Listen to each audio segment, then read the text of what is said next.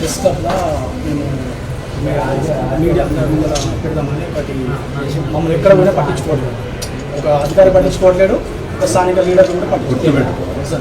ఢిల్లీలో నిన్న మొన్న ఉద్యోగం వాళ్ళు ఎవరు పట్టించుకోవట్లేదు. వట్టిగా నెల రోజులు రోడ్డు మీద కూర్చుంటే కేంద్ర ప్రభుత్వం ప్రధానమంత్రి తల వంచి విద్యాశాఖ మంత్రి రాజీనామా చేసి ఓడిపోయినామని చెప్పారు. మీరు కూడా పోరాటం ద్వారానే వస్తుంది తప్ప ఇది ఏమనుకో వినతి పత్రాలు ఇస్తేనో ఇంకోటో రాదు. Hello, good morning Bhavana ji. నేను ఒకటి చెప్తా, రాసుకోండి. ముసారంబాగ్ డివిజను, శాలివాహన్ నగరు, అలాగే అంబేద్కర్ నగర్ బస్తీ మూసీ సుందరీకరణ పథకం కింద మంజూరైన డబుల్ బెడ్రూమ్ ఇళ్ళ పంచాయతీ నడుస్తున్నారా. వీళ్ళు ఒక 50 మంది నా దగ్గరికి వచ్చినారు. వాళ్ళ నెంబర్ చెప్తా, రాసుకోండి. 811421. మీ నెంబర్ చెప్పమ్మా, మీ నెంబర్ చెప్పండి. ఇంకో నెంబర్ రాసుకోండి, 9010. ఈ నెంబర్లకు ఫోన్ చేసి ఇప్పుడు వాళ్ళ బస్తీకి వెళ్ళిపోతున్నారు. మీరు అక్కడికి పోయి అక్కడ ఏం జరిగింది మొత్తం కనుక్కొని నాకు చెప్పండి. మళ్ళీ దాన్ని ఏం చేద్దాం, ఇలా పిల్లలు ఎట్లా వచ్చే ఏర్పాటు చేద్దాం అనేది నాకు చెప్పండి. మీరు ఆ నెంబర్లో కాంటాక్ట్ అయ్యి మీరు అక్కడికి వెళ్ళిపోండి, సరేనా? నేను వీళ్ళని అడిగి పంపిస్తున్నాను. అందరికీ నమస్కారం. నా పేరు ఆర్ భావన వెంకటేష్. నేను Telangana Rajyadhikara party state general secretary and Hyderabad incharge. Kishore Kumar sir working president, Sandeep sir organising secretary Hyderabad జిల్లాకి. ఈరోజు మార్నింగ్ యాదగిరి సారు సినిమార్ మల్లనగర్ ఆఫీస్కి ఈ సోయింగ్ ఇష్యూ మీద ఇక్కడ డబుల్ బెడ్రూమ్ రావట్లేదని ఇష్యూ మీద రావడం జరిగింది. నాకు ఇమీడియట్గా మల్లనగర్ నాకు ఫోన్ చేసి మీరు ఇమీడియట్గా అక్కడికి వెళ్ళి అక్కడ ఏంటి అసలు పరిస్థితి ఏంటి తెలుసుకొని నాకు అప్డేట్ చేయమని చెప్పిండు. నేను ఇమీడియట్గా సార్ కాల్ చేసిన గంటలో నేను ఉన్నా, హాఫ్ అన్ అవర్ ఉన్నానా సార్, 30 minutes నేను వచ్చేసిన. ఇక్కడికి వచ్చి ప్రతి ఇల్లు గడప గడప తిరిగితే ఇంటికి ఒక సమస్య కనపడుతుంది. ఇక్కడ కనీసం చిన్న రూమ్లల్లో ఎంత అంటే ఒక మంచం కూడా పట్టనంత రూమ్లలో నలుగురు నివసించాల్సిన అవసరం ఉంది. ఒక 20 గజాలు కూడా ఉందో లేదో, అది చాలా దుర్భరమైన పరిస్థితి ఉంది ఇక్కడ. వీళ్ళు గత 30 సంవత్సరాల నుంచి ఇక్కడ ఉంటున్నారు. వీళ్ళ నేటివిటీ ఇక్కడ, వీళ్ళ స్థానికత ఉంది ఇక్కడ, వీళ్ళ డేట్ ఆఫ్ బర్త్, వీళ్ళ పుట్టింది ఇక్కడనే, పెరిగింది ఇక్కడనే, Aadhaar card, ration card, income, caste ఇదే అడ్రస్ మీద ఉన్న తర్వాత డబుల్ బెడ్రూమ్ ఇల్లు వీళ్ళకి రాకుండా వేరే వాళ్ళకి శాంక్షన్ చేసి 68 మందికి శాంక్షన్ అయినాయి అంట. మరి వాళ్ళు మాత్రం ఇక్కడ ఉండట్లేదు. ఈ 68 మందికి ఎట్లా శాంక్షన్ అయినాయి అనేది ఇప్పుడు మన ఎమ్మెల్యే బలాల గారు దీనికి సమాధానం చెప్పాలి. ఫోన్ చేసి ఇక్కడ నుంచి ఫోన్ లిఫ్ట్ చేయట్లేదు సారు. ఎందుకు లిఫ్ట్ చేయట్లేదు? మీ ఓట్లు మీరు వేయించుకోలేదా? సమాధానం చెప్పే బాధ్యత మీకు లేదా? ఈ రెస్పాన్సిబిలిటీ మీరు తీసుకోవాలంటే ఓట్లు అప్పుడు మాత్రమే మీరు వచ్చి ఓట్లు వేయించుకొని మీరు సీట్లో కూర్చొని ఒక రిప్రజెంటేటివ్ పెట్టుకొని వాళ్ళు ఎవరి పేరు చెప్తే వాళ్ళకి మాత్రమే మీరు ఈ డబుల్ బెడ్రూమ్లు కానీ, కుట్టు మిషన్లు కానీ, గవర్నమెంట్ ఇచ్చే ఏ స్కీములు కానీ వాళ్ళకే ఇస్తారా? వీళ్ళంతా ఏమైపోయా అన్న అయిపోనియా? కానీ ఇక్కడ ఎట్లుందంటే సిచ్యువేషన్, పాములు, తేలు, జర్నీలు ఇవన్నీ వస్తున్నాయంట. వీళ్ళకి హెల్త్ ఇష్యూస్ వస్తున్నాయి. వీళ్ళకు 30 సంవత్సరాల నుంచి ఇది భరిస్తున్నారు. మీరు ఏం చేస్తున్నారు సార్ ఎమ్మెల్యే గారు ఇక్కడ ఇన్ని ఇయర్స్ నుంచి? మీరు ఇమీడియట్ గా మీరు స్పందించాలి, ఈ ఇష్యూ మీద స్పందించాలి, మీరు మాట్లాడాలి, వీళ్ళకి న్యాయం జరగాలి. ఈ డబుల్ బెడ్రూమ్ ఇల్లు వీళ్ళకి కూడా ఇవ్వాలి. ఈ ఎంక్వైరీ జరగాల్సిందే. తెలంగాణ రాజ్యాధికార పార్టీ డిమాండ్ చేస్తుంది, ఎంక్వైరీ జరగాల్సిందే. వీళ్ళు ఉన్నారా లేరా? ఇక్కడ ఉంటే బరాబర్ మేము కూడా యాక్సెప్ట్ చేస్తాం. లేరు అంటే ఇక్కడ ఉన్న వాళ్ళకు కూడా డబుల్ బెడ్రూమ్ ఇల్లు శాంక్షన్ చేయాలి మీరు. లేకపోతే మాత్రం ఇది జరిగే వరకు తెలంగాణ రాజ్యాధికార పార్టీ ఊరుకోదు. మీరు ఇచ్చే వరకు మేము దీని మీద పోరాటం ఆగదు. మీరు ఎవరితో మాట్లాడతారో ఏం మాట్లాడతారో మీరు చేయండి. మేము సాధించే వరకు మేము వదిలిపెట్టామని మేము వేదిక ద్వారా హెచ్చరిస్తా ఉన్నాం సార్.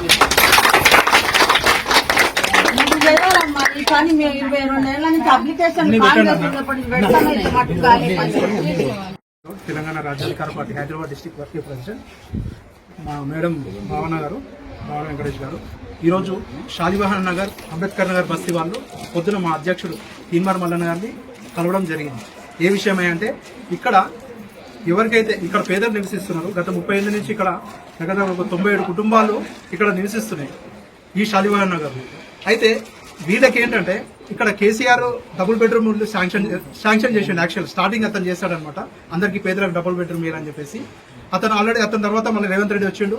తర్వాత ఇక్కడ ఉన్న పేదలకి ఏంటంటే సెకండ్ ఫేజ్ లో, ఫస్ట్ ఫేజ్ లో కేసీఆర్ ఇచ్చిండు, సెకండ్ ఫేజ్ లో ఇప్పుడు రేవంత్ రెడ్డి ఇస్తుండే. ఏవైతే కేసీఆర్ గారు ఇల్లు కట్టిరో ఈ పేదలకు ఇక్కడ మూసి పక్కన వీళ్ళు నివసిస్తున్నారు.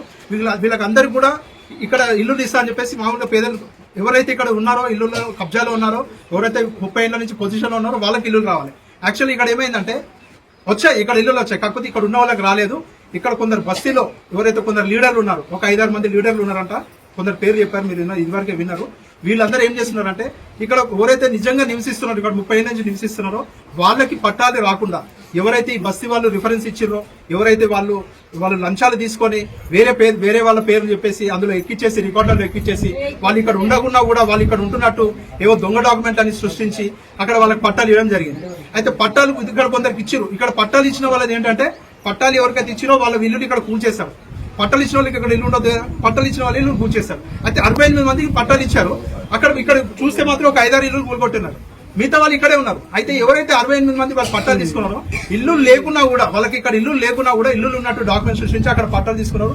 వీళ్ళు ఇక్కడ మాకు ఇల్లు ఉన్నాయి కదా, మా పట్టాలు ఏమంటే ఆల్రెడీ మీకు ఇచ్చిన కదా అని చెప్పేసి గవర్నమెంట్ ప్రశ్నిస్తుంది. పోలీసులకి అయితే పోలీసులు వాళ్ళేం పట్టించుకోవట్లేరు, ఎమ్మెల్యే పట్టించుకోవట్లేదు.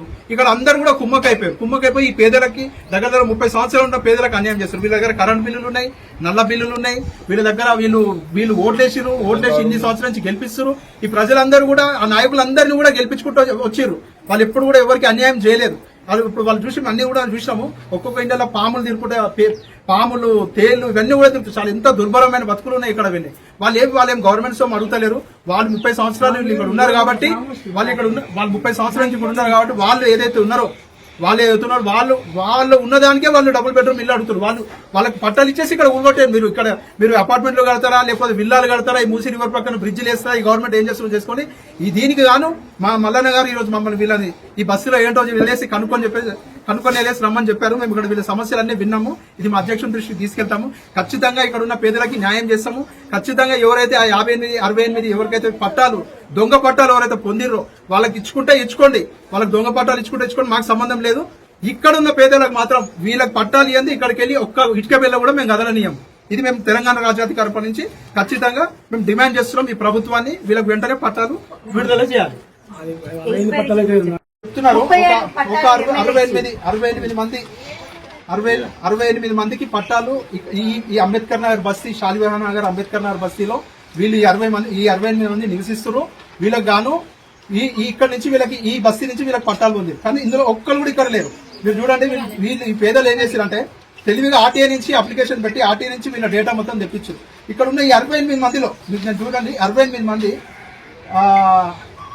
ఆల్మోస్ట్ 68 మంది వరకు ఉన్నారు. వీళ్ళు ఎవ్వరు కూడా ఇక్కడ లేరు. అన్ని కూడా దొంగ పట్టాలు ఉంది. వీళ్ళు ఆ డబుల్ బెడ్రూమ్ లో వాళ్ళు గృహప్రవేశం కూడా చేశారని చెప్పేసి తెలిసింది.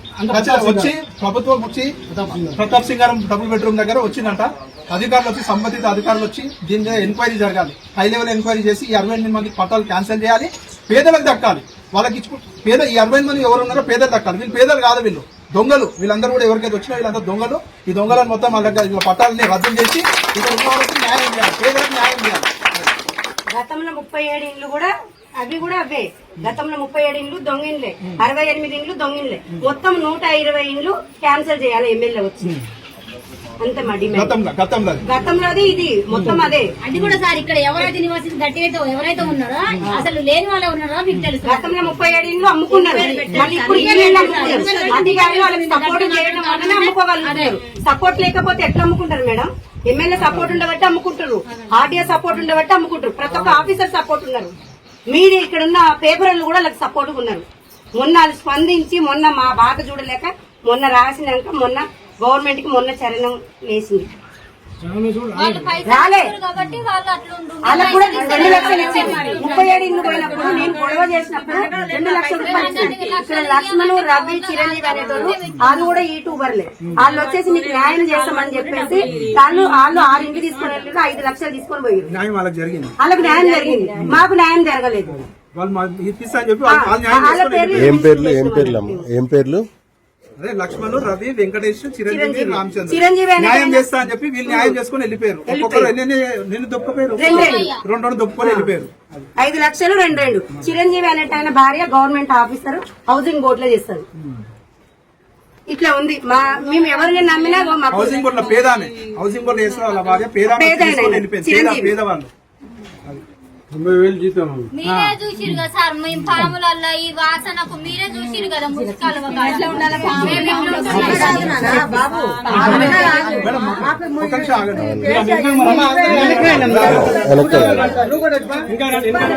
మేము ఇట్లా ఇల్లు అమ్ముకుంటారని చెప్పేసి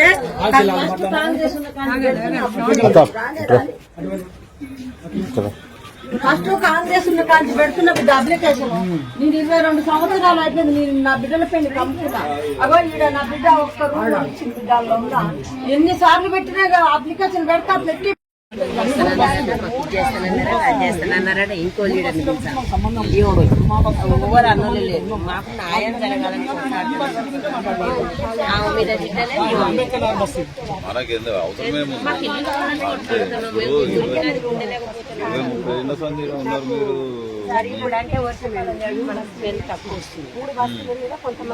వర్షాలు లేవు ఈసారి అయిపోయినాయి. మే నెలలో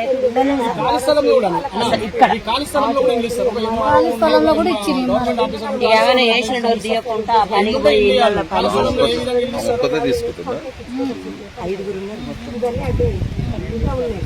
5 ఎవరెవరు? సోమయ్య, ఉపేందరు, లక్ష్మమ్మ, ఆరోగ్య, సంపతి, అనిలు 6 మంది. మనిషికి ఎంత పంచుకుంటారు మరి? ఇక వాళ్ళు ఎంత తీసుకుంటారు సార్? 2.5 లక్షల నుంచి 3 లక్షలు తీసుకుంటున్నారు ఒక ఫ్లాట్ కు. ఒక ప్లాట్ వచ్చి. మేమైనా సార్ ఇప్పుడు అంట 2.5 లక్షల నుంచి 3 లక్షలు ఇస్తే వారం రోజులు మాకు ఇల్లు ఇప్పిస్తారంట. మీ ఇల్లు మీరు ఎక్కడ తిరుగుతారో తిరగండి, ఎవడు ఇల్లు ఇప్పిస్తాడో మేము చూస్తాం. ఎక్కడ తిరిగినా మీరు నా కాడికి రావాలి మీరు అన్న లెక్క మాట్లాడుతున్నారు వాళ్ళు అంటారు. తింటుకుంటాయి సార్ మాది కాలనీ అయితే 20 ఇండ్లు ఉండే మాకు అక్కడ లైన్ గా. ఇదే సుమారెడ్డి కాడ కొనుక్కున్న జాగాలలో చిన్న చిన్న రోడ్డు కట్టుకొని అయితే అవి 17 ఇండ్లే వెళ్ళినాయి. మిగతా 5 ఇండ్లు ఆపేసింది. ఇక్కడ 35 సంవత్సరాల నుంచి మేము ఉంటున్నాం ఇక్కడ. మనకేంటంటే మొన్న ఐటర్ రావడం జరిగింది, కొన్ని ఇల్లు పోవడం జరిగింది. ఇక మిగతా ఉన్న లీడర్లు ఏమంటారంటే ఇక్కడ ఉన్న వేరే వాళ్ళ ఊళ్ళ నుంచి ఆధార్ కార్డు ఇక్కడ ఇన్వైట్ చేయించి వాళ్ళకి ఇవ్వడం జరిగింది. మేము ఎక్కడ పోయినా, ఇక్కడ కలెక్టర్ ఆఫీస్ పోయినా, ఇక్కడ మండల ఆఫీస్ పోయినా ఎక్కడ మాకు న్యాయం జరగలేదు. ఇక్కడ న్యాయం జరగకపోతే మల్లన్న కాడికి పోయినాం కాబట్టి మాకు న్యాయం జరుగుతుందని చెప్పేసి మల్లన్న గారిని రిక్వెస్ట్ గా మేము అడిగినాం. మల్లన్న దగ్గరికి ఇవ్వాలి మార్నింగ్ వెళ్ళినాం.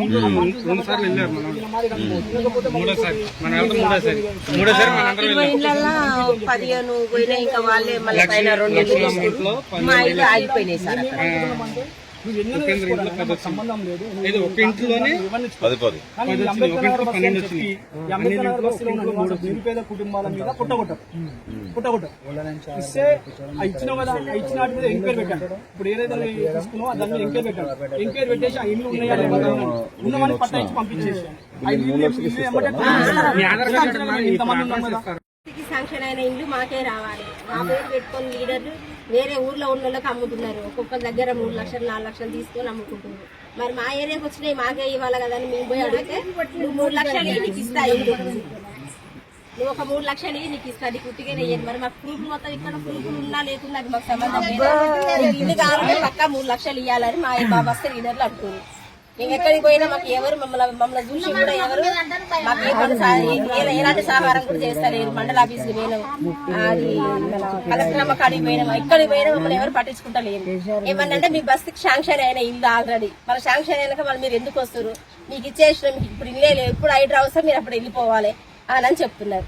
ఎక్కడ పోయినా ఎవరు మీరు మా సంబంధం లేదు, నీకు లీడర్లకు ఇచ్చేసిన వాళ్ళని పోయి మీరు అడుక్కోండి. వాళ్ళని పోయి వాడితే ఏమంటారు వాళ్ళు 3 లక్షలు నువ్వు నీకు ఇస్తా ఇల్లు, మేము ఎట్లా ఇవ్వాలి 3 లక్షలు మాకు ఇక్కడే అన్ని ఉన్నాయి. 30 ఏళ్ళ నుంచి మేము ఇక్కడనే ఉంటున్నాం. మాకు అన్ని ఎంక్వైరీ చేసి మాకు ఇల్లు సంబంధం ఏళ్ళలో మా ఇంటి ముందర ఫోటో దిగిపోయి మేము పల్లకు పోయి చూసి మా ఇంటి ముందర ఫోటో దిగి మా ఇంటి మీద పేరు మా ఇంటి పేరు మీద వాళ్ళు ఇల్లు తీసుకున్నారు, తీసుకొని అమ్ముకున్నారు. మాకు ఇప్పుడు పోయి అడిగితే మీకు ఇల్లు లేదు. ఎందుకు లేదు మేడం అంటే మీరు రాలేదు, మీరు తిరగలేదు, మీరెవరమ్మా ఇప్పుడు వచ్చి మాట్లాడుతున్నారు ఇల్లు కావాలని, ఇన్ని రోజులు నువ్వు ఎక్కడ పోయినావని ఆ మండల ఆఫీసులో మేడం అంటుంది. లీడర్లను అడుగురి అని అంటారు. ఎక్కడ పోతారు? ఇళ్ళలోనే ఉంటారు. లీడర్లను అడుగురి అని అంటే లీడర్లు ఏమో వాళ్ళు అమ్ముకుంటారు. మరి మేము పైసలు ఇవ్వమంటే మేము ఇయ్యలేము కదా సార్. మేము చేసుకుంటేనే వెళ్తుంది మాకు. మాకు ఎవరన్నా పెట్టేటోళ్ళు కానీ ఎవరు లేరు కదా. మేము అన్ని పైసలు ఇవ్వనికే గానీ పైసలు ఎందుకు ఇవ్వాలి సార్? మేము ఇదే బస్సులో 30 ఏళ్ళ నుంచి ఉన్నాం. పైసలు ఎందుకు ఇవ్వాలి? మాకు ఆధార్ కార్డు ఈయన ఉంది, ఓటర్ ఐడి ఈయన ఉంది, రేషన్ కార్డు అన్ని ఉన్నాయి, ఇక్కడే ఉన్నాయి. ఇక్కడనే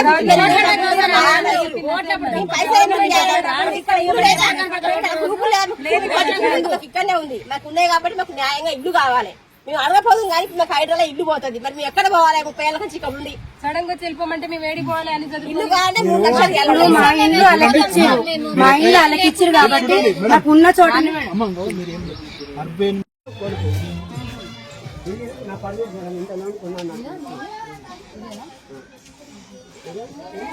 ఇల్లు దాటే సౌతల ఇంటికి ఇల్లు వస్తుంది.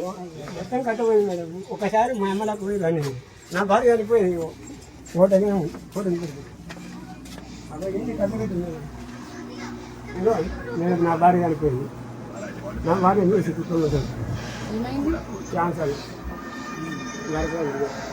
ఎన్ని కట్టగట్టుకున్నాను. మాకు ఇవ్వకపోయినా ఎంత బాధ ఉండదు మేడం. ఈయన ₹1,00,000 ఇచ్చుకున్న స్తోమత ఉందా మేడం? ఇలా భార్య క్యాన్సర్ తో చనిపోయింది. ₹1,00,000 ఇచ్చే స్తోమత లేదు. ₹1,00,000 అడుగుతున్నారు. బాగా చాలా బాగా ఎవరమ్మా అడిగిన లీడర్ స్థానిక లీడర్ పేరు పేరు చెప్పమ్మా. స్థానిక లక్ష్మి ఎవరికి భయపడాల్సిన అవసరం లేదమ్మా. భయపడేదాన్ని అయితే ఆటే దానికి నేను పోను. నేను ఒక్కదాన్ని ఫైట్ చేయను. నేను అంత అవసరమైతే నాకు ఇన్ని కట్టలు పెట్టుకొని నిన్ను డబ్బులు ఎవరు అడిగిరో చెప్పు సార్లకు. అందరు అడిగాను. నాకు డబ్బులు ఇస్తే నీకు ఇస్తా, లేకపోతే నీకు లేదు పేర్లు చెప్పు. డబ్బులు ఇస్తేనే డబుల్ బెడ్రూమ్ శాంక్షన్ చేస్తా అంటున్నారా? అంటున్నాను. ఎన్ని డబ్బులు అడుగుతారు? 2 లక్షలు, 1,50,000, 3 లక్షలు.